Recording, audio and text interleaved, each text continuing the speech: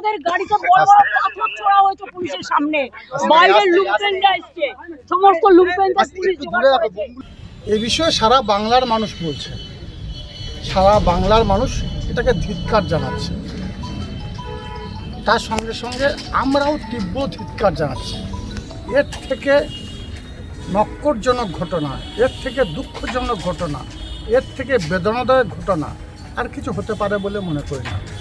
তিনবারের মুখ্যমন্ত্রী, তিনবার যাকে বাংলার মানুষ বাংলার মসনদে বসিয়েছে, সর্বোচ্চ স্থানে বসিয়েছে, যিনি সারা বাংলাকে পথ দেখিয়েছেন, যিনি বাংলার উন্নয়নের কাণ্ডারি, অবশ্যই 35 বছর বাম শাসনের অবসান ঘটেছে, 15 বছরে তৃণমূল কংগ্রেসের অবসান ঘটেছে, নতুন সরকার এসেছে, নতুন সরকার সবসময়ের জন্য বলছে জিরো টলারেন্স নীতিতে আমরা চলব।